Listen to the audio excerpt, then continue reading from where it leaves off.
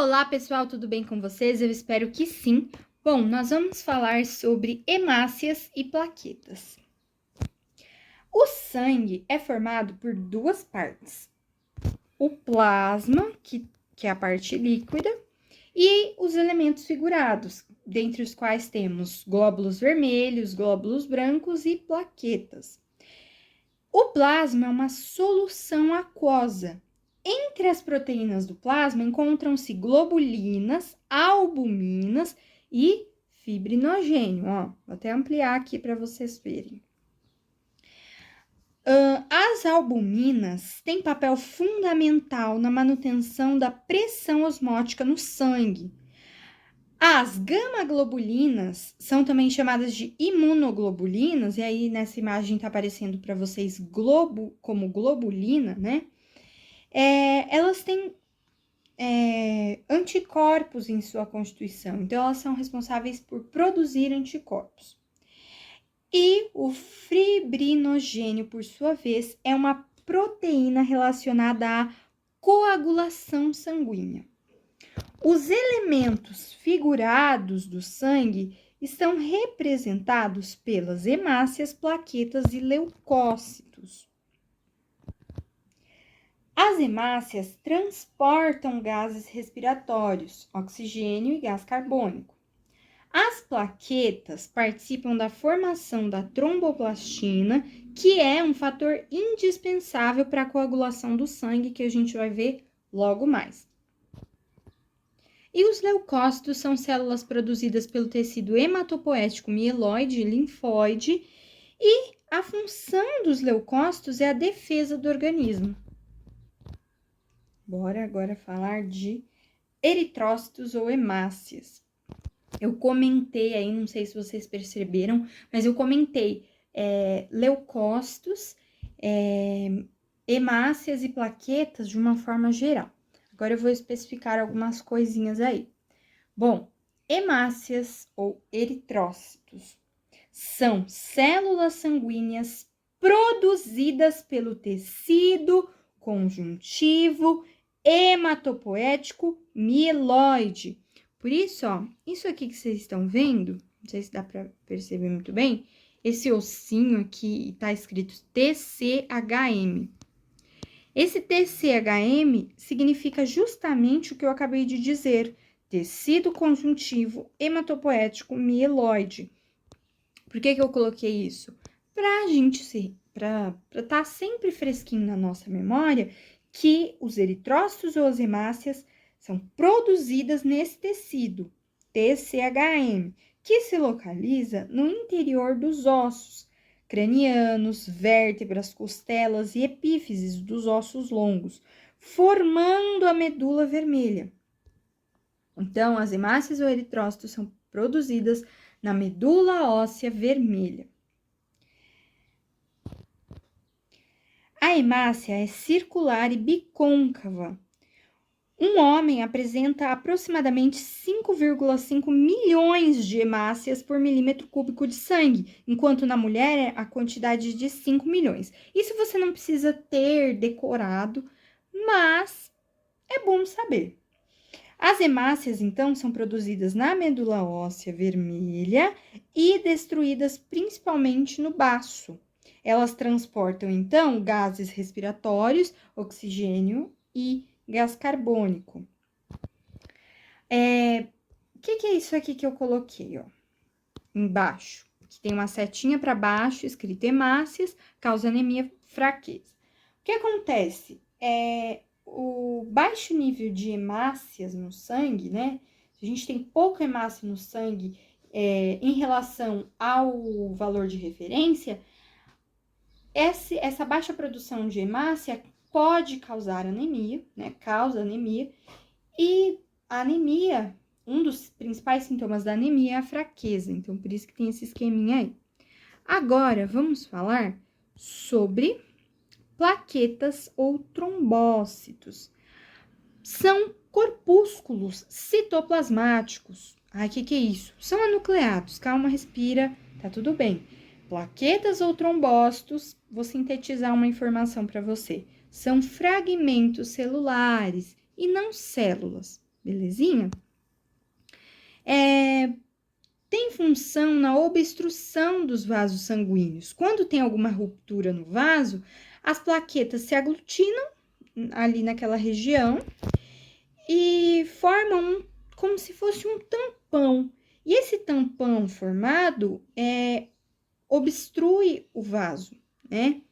Então, as plaquetas participam da formação da tromboplastina, que é um fator indispensável para a coagulação do sangue.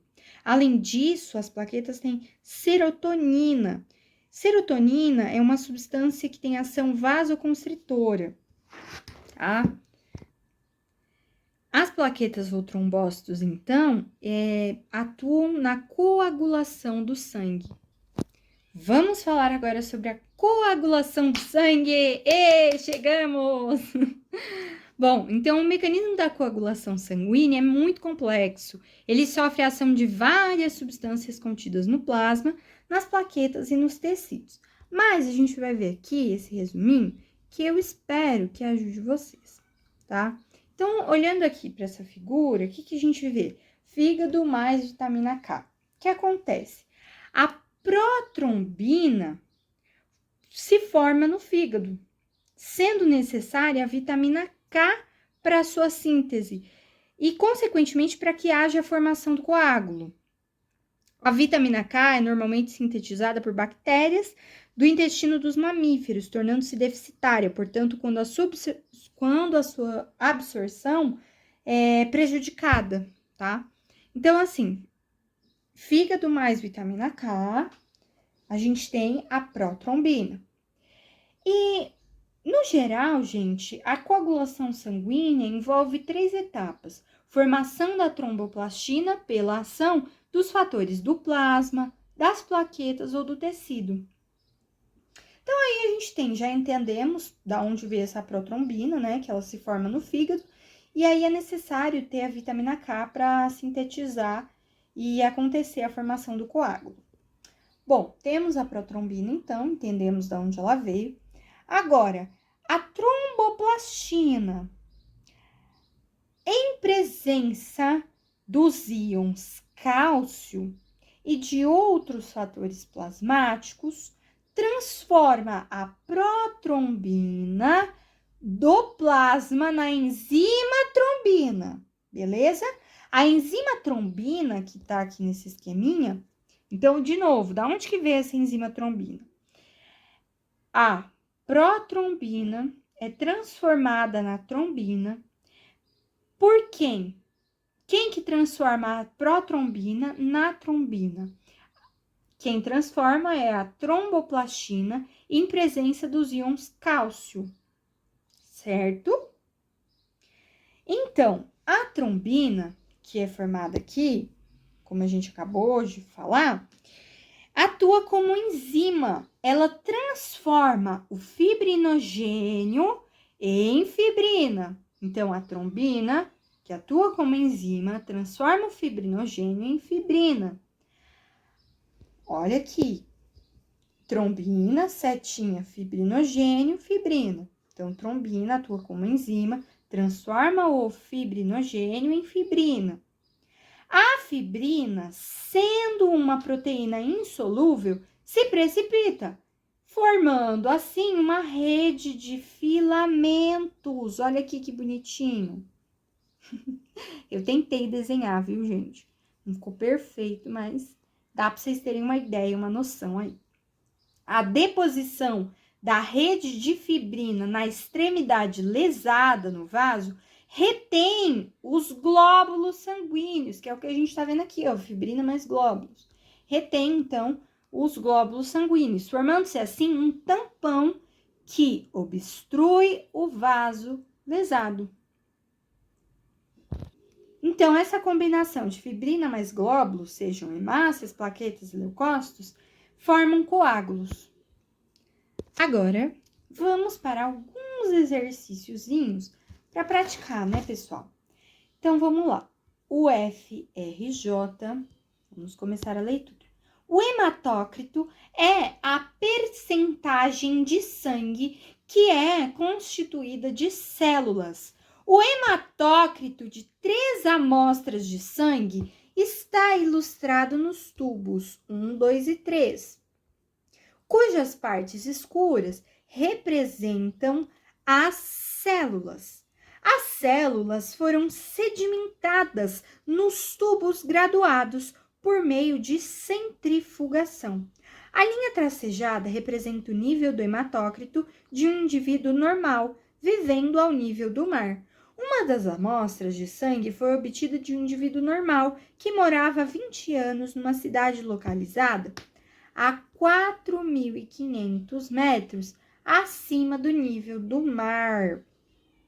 O que ele pede aí pra gente? Qual amostra provém desse indivíduo? Justifique sua resposta. Bom, então ele quer a amostra de um indivíduo que mora há 20 anos numa cidade localizada a 4.500 metros acima do nível do mar. Bom, gente, o enunciado é muito longo, eu não entendi nada dessa questão, não tô entendendo nem o que ele quer. Bom, primeiro respira, calma, concentra.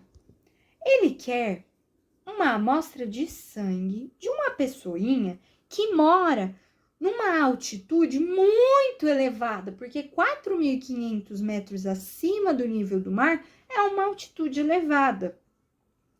Aí eu quero que você guarde na tua cabeça que quanto maior a altitude, o ar fica o quê? Rarefeito. E o corpo reage produzindo mais hemácias. Então, se numa maior altitude o ar fica rarefeito e o meu corpo reage produzindo mais hemácias, eu tenho que ver aí, analisar a parte mais escurinha, porque ele diz aí no enunciado que a parte mais escura nos tubos representa o sangue, as hemácias, né? Então, eu quero a parte que tem mais hemácia aí, né? Mais hemácia nessa amostra de sangue.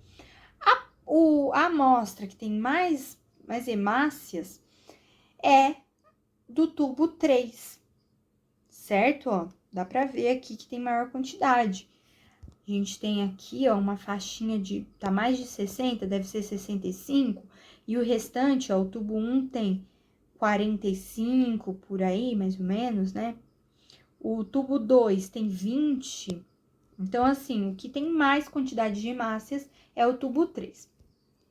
Por que é o tubo 3? De novo, quanto maior a altitude, o ar fica rarefeito e o corpo reage produzindo mais hemácias. Então, na amostra número 3, por quê? Vivendo em elevada altitude, o indivíduo 3 aumenta a hematopoese, que é a produção de hemácias, facilitando sua adaptação ao ar rarefeito. Vamos para mais uma última questão aí para a gente fechar. Tive um probleminha técnico aí, mas já voltamos. Bom, o sangue é um fluido biológico circulante constituído de células, elementos figurados, suspensas em um meio líquido denominado plasma. A capacidade de manter esse fluido biológico no seu estado líquido e restrito ao interior dos vasos sanguíneos é denominada hemostasia. Considerando que a coagulação sanguínea é um processo de vital importância para a manutenção da hemostasia, assinale a alternativa que apresenta uma proteína plasmática e um elemento figurado diretamente envolvidos com esse processo. Bom, vamos pensar. Ele quer uma proteína e um elemento figurado.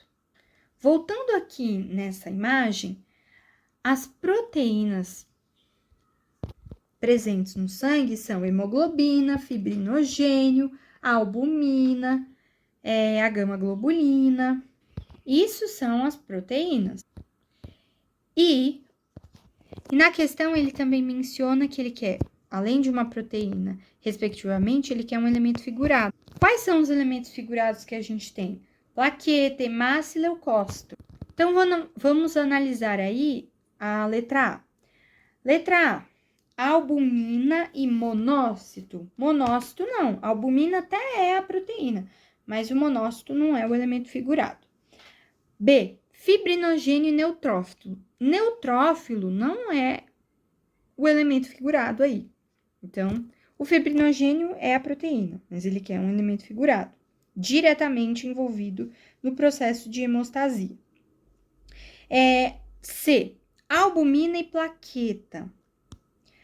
A albumina é a proteína, mas a albumina não está envolvida nesse processo que ele menciona do texto, que é a hemostasia. A albumina mantém a pressão osmótica. Vamos ver a D. Fibrinogênio e plaqueta. Sim, fibrinogênio é a proteína plasmática e a plaqueta é o elemento figurado diretamente envolvido no processo de hemostasia. Então, letra D de dado é a correta. Bom, pessoal, espero que vocês tenham gostado. No finalzinho aqui do vídeo eu vou passar de novo tudo isso que eu mostrei para vocês, para que vocês possam tirar print, enfim. Essa é a telinha do sangue. Vou aproximar agora, né? Ó, sangue. Agora, a telinha dos eritrócitos ou hemácias. Telinha das plaquetas ou trombócitos. E agora, a coagulação do sangue. Bom, pessoal, espero que vocês tenham gostado, entendido. E qualquer coisa, escrevam aqui